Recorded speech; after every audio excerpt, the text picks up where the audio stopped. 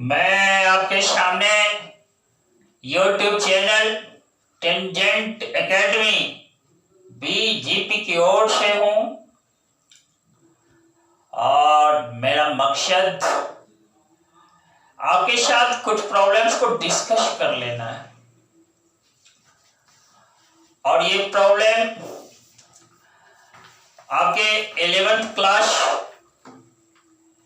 के linear inequality topic से लिया गया है। पिछले क्लास में मैं लीनियर इनइक्वालिटी को ही डिस्कस किया था और ये वर्ड प्रॉब्लम है आज के क्लास में आपके साथ। विद्यार्थियों, आगे बढ़ने से पहले मैं एक सेंटेंस कह देना पसंद करूंगा। कामयाबी को पाने के लिए जिंदगी में कभी रुकना मत, कभी नहीं रुकना। यदि थक जाओ आराम करना, लेकिन रुकना नहीं। कामयाबी बच्चों, जिसे आप सफल होना कहते हो, वैसे नहीं मिलती है। आपको जुनूनी बनना पड़ता है, आपको कड़ी मेहनत करनी पड़ती है, आपको अपने आप को रेगुलर और पंक्चुअल रखना पड़ता है। और दोस्तों, विद्यार्थियों, मुश्किलें आती हैं, जीवन संघर्षों से भरा पड़ा होता है, लेकिन आप सब्र करते चले जाओ, मेहनत करते चले जाओ, मुश्किलें हट जाएंगी, आप अपने जीवन को सफल कर लोगे। विद्यार्थियों, थोड़ा थोड़ा मेहनत करते करते आपने अपने अंदर जो आकांक्षाएं पाल रखा है, जो इच्छाएं पाल रखा है, जिसको आप कहोगे मैं सफल हो गया, वह सारी चीजें आपको मिलती चली जाएंगी। शर्त है आप अपने मेहनत को उस दिशा में रेगुलर और पंक्चुअल बनाए रखना। यही मेरा स्टेटमेंट था और इसके साथ ही मैं अपने कंटेंट्स पर आता हूं। आज का मेरा कंटेंट्स देखो, लीनियर इनइक्वालिटी से है, वर्ड प्रॉब्लम से है। और देखो ये प्रॉब्लम क्या है। IQ of a person is given by formula. IQ आप समझें, सेंटेंस को ब्रेक करके मैं समझा देता हूं। IQ एक जनरल बोलचाल की भाषा है। आपका IQ लेवल क्या है, उसका IQ बहुत खराब है। यहां पे IQ जो वर्ड है, इसका फुल फॉर्म आप जब जानेंगे तो वह यह निकलेगा, intelligence quotient. IQ, I stands for intelligence, INTELLIGENC। Q quotient, QUOTIENT। और देखो ये IQ जो है किसके इक्वल है, MA/CA multiplied by 100। Here MA क्या है, MA रिप्रेजेंट यहां कर रहा है मेंटल एज को। देखो है MA इज मेंटल एज। अब मेंटल एज क्या है, आप इसको समझने का प्रयास करें। बहुत सारे आप सामाजिक जीवन में देखे होंगे, बच्चों के भाई या बड़े बुजुर्गों का उम्र के बढ़ने के साथ साथ किसी में मेंटल ग्रोथ कम हो पाता है।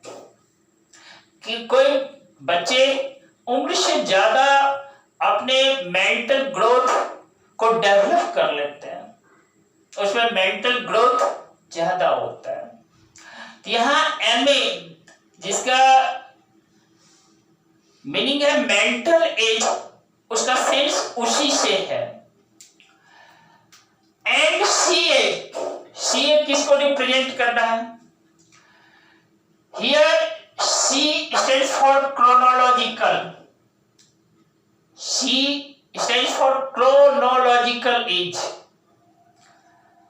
इसका सिंपल सा मीनिंग समझे, that means actual age from birth up to now, यानी अभी से बर्थ से लेकर अभी तक प्रेजेंट एज तक जो आपने लाइफ स्पेंड किया, that is the chronological age.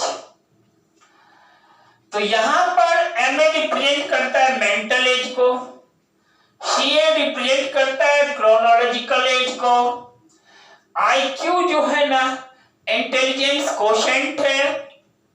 और देखो if 80 is less than equal to IQ is less than 140, problem में दिया हुआ है IQ जो है ना 80 से ग्रेटर या उसके इक्वल है और 140 से लेस या उसके इक्वल है। For a group of 12 year children, 12 वर्ष के बच्चों का ग्रुप है, 12 वर्ष के बच्चों का ग्रुप है।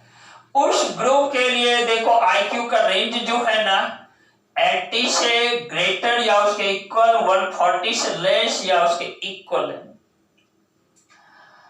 Find the range of their mental as, तो उसके मेंटल एज का रेंज क्या है? यानी यूं कहें आपको IQ का रेंज दिया हुआ है from 80 up to 140। On the basis of this formula, IQ equal to MA by CA into 100, इस फॉर्मूला के आधार पर 12 वर्ष के बच्चों के ग्रुप का आप मेंटल एज का रेंज निकालें, range of their mental as. विद्यार्थियों आपके सामने रिजल्ट भी मैंने लिख दिया है, रिजल्ट है 9.6 is less than equal to MA is less than equal to 16.8। यह क्या है? यानी इस 12 वर्ष के बच्चों के ग्रुप का जो मेंटल एज है वह 9.6 से लेकर अप टू 16.8 तक है। बट हाउ, लेकिन कैसे, ये मुझे फाइंड करना है। आइए हम इसको कैलकुलेशन से निकालते हैं ये रिजल्ट, और आप बिल्कुल कंसंट्रेट होकर देखेंगे कि इसका रिजल्ट लोग कैसे फाइंड करते हैं। या आपके 11th क्लास का लीनियर इनइक्वालिटी जो चैप्टर है, उस चैप्टर के अंदर जो बहुत सारे एक्सरसाइजेज हैं, उसमें मिसलेनियस एक्सरसाइज में ये क्वेश्चंस दिया हुआ है। और भी बहुत सारे राइटर की किताब में इस क्वेश्चंस को डाला गया है, लेकिन स्टैंडर्ड क्या है बुक आपका NCERT है। आइए इस क्वेश्चन को सॉल्व करते हैं, बहुत सिंपल है और आप ऐसे समझें, प्रॉब्लम को समझ लेने के बाद यह सिंपल हो जाता है। प्रॉब्लम को समझने के क्रम में आपको बहुत सारा सॉल्यूशन माइंड में ही सेट कर जाता है। आइए देखें, सॉल्व करते हैं इस प्रॉब्लम्स को। देखिए भाई, सॉल्यूशन देखें। सबसे पहले देखिए रिलेशन क्या है, IQ equal to mental age divided by CA into 100। आप देखिए IQ का जो रेंज है, देख रहे हैं, रेंज IQ का यह है 80 is less than equal to IQ is less than equal to 140। देखिए हम क्या करते हैं, इस IQ के प्लेस पे ये रिलेशन डाल देते हैं। देखो यहां लिखा 80 is less than equal to MA by CA is less than equal to 140। इस IQ के प्लेस पे ये लिखा, ये जो रिलेशन है ना दिया हुआ क्वेश्चन में, उसको मैंने लिखा। देख रहे हैं? अब देखिए CA that is chronological age, जिसको मैंने कहा from birth to up to now, मैंने जो उम्र उन्होंने स्पेंड किया है उसका उम्र क्या है। तो देखो एज जो है ना 12 इयर्स के बच्चों के ग्रुप का है भाई।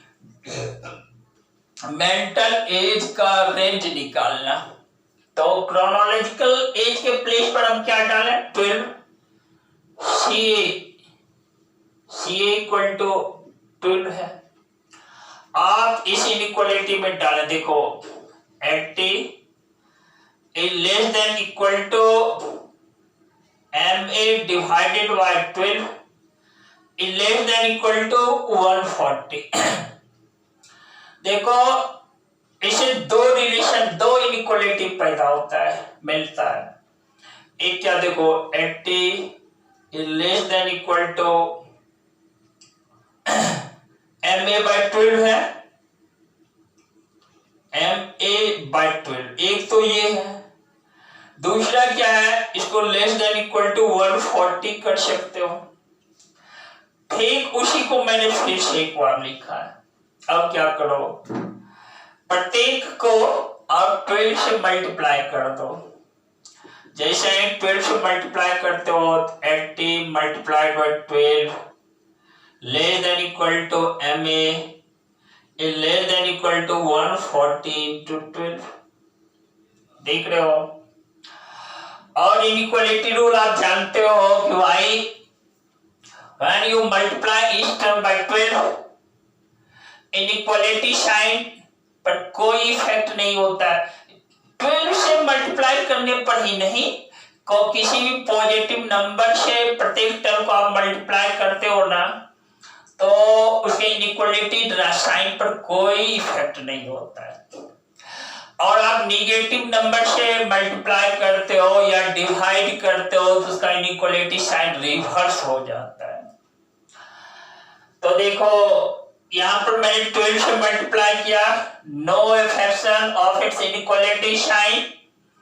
ये देखो 960 है,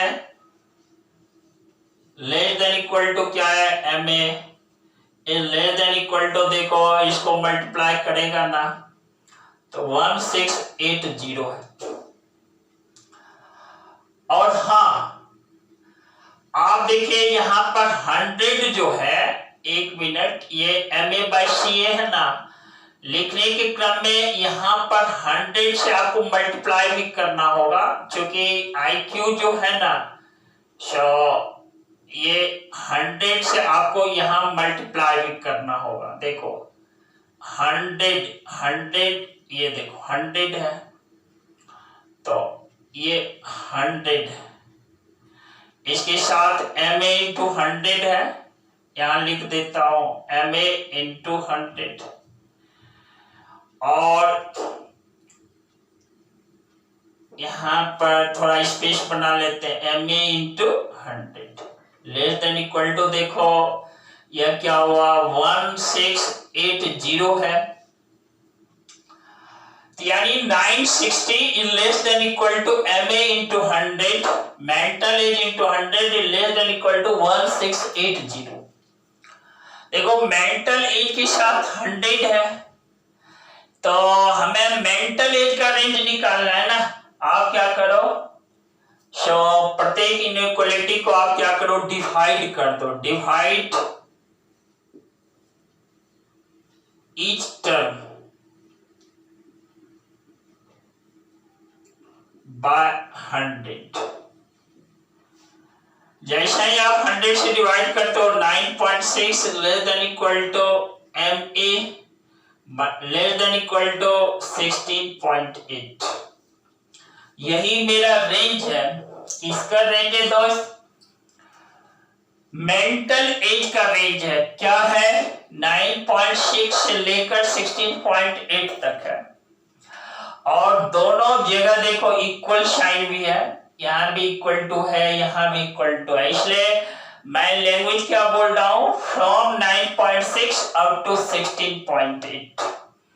और देखो प्रॉब्लम बतलाने के क्रम में IQ के प्लेस पे देखो 100 लिखना छूट गया था ना, ये 100, तो मेरा ध्यान गया, मैं यहाँ इस प्लेस पे 100 लिखा, फिर से 100 और चूंकि हमें रेंज निकालना है, उसके मेंटल एज का निकालना है ना, तो मेंटल एज का यानी MA into 100 है लेस देन इक्वल टू 1680। हमें इस प्लेस पर क्या केवल होना चाहिए? MA होना चाहिए। यहां तक इनइक्वालिटी में क्या है? 100 से मल्टीप्लिकेशन है, तो मुझे इस 100 को रिमूव करने के लिए क्या करना पड़ा? इस टर्म को 100 से डिवाइड करना पड़ा। ज्यों ही मैंने डिवाइड किया, it becomes 9.6 and it becomes 16.8। तो आपने देखा कुछ 12 साल के बच्चे के ग्रुप का मेंटल एज जो है 9.6 से लेकर अप टू 16.8 तक है। और इस तरह से ये क्वेश्चन मेरा फिनिश्ड हुआ और उम्मीद करते हैं आपने बहुत ध्यान से इस क्वेश्चंस को भी समझने का प्रयास किया होगा, साथ ही साथ उसके कैलकुलेशन को भी। इजी है, बहुत इजी है, लेकिन आपको सीखना है, मुझे सिखाना है। तो इस क्रम में सारी बातों को मैंने तोड़ करके यहाँ पर कंटेंट्स का जो सेंटेंस है ना, उस सेंटेंस को भी ब्रेक करके सिखाया आपको, समझाया आपको। और बच्चों, इनइक्वालिटी एक इम्पॉर्टेंट पार्ट है। आप 11th में और 12th में जाओगे, इसी बेल्ट पर एक चैप्टर आपको मिलेंगे, लीनियर प्रोग्रामिंग। बहुत जगह ब्रॉड यूज है, बहुत बड़ा यूज है, और इस चैप्टर के अंतर्गत मैंने बहुत सारे कंटेंट देने का काम किया है। आप अपनी समझ से आप हर एक वीडियो को यदि देखना शुरू करते हैं, देखते हैं, या अभी तक नहीं देखे हैं, उसको देखने का प्रयास आज और अभी से भी करते हैं, तो हर टाइप के प्रॉब्लम्स को आपको समझने का मौका मिलेगा इस चैप्टर से रिलेटेड हर क्वेश्चन को।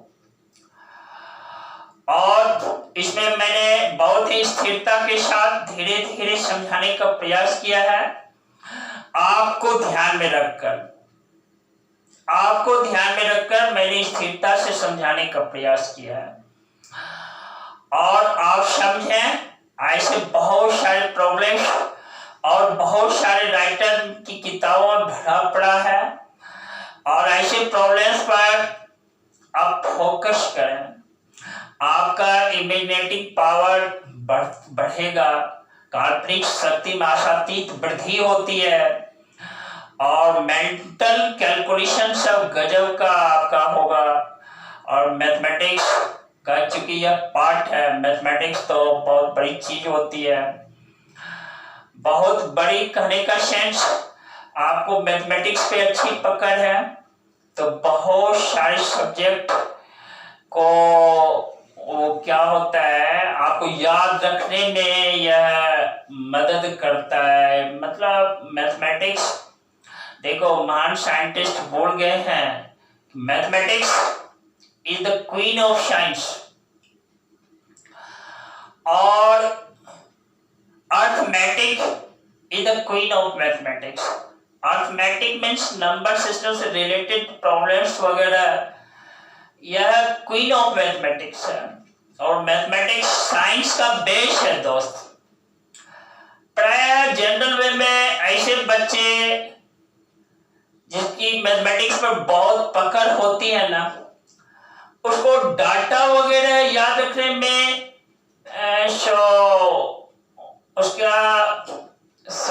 इंटेलिजेंसिया उसके अंदर जो छिपी है बहुत उसको मदद करता है अपने आप के साथ।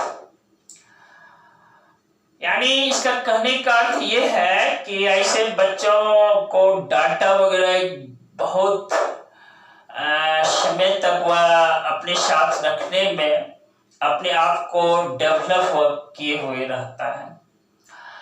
और दोस्त विद्यार्थियों, मैं अपनी वाणी को स्टॉप दूं।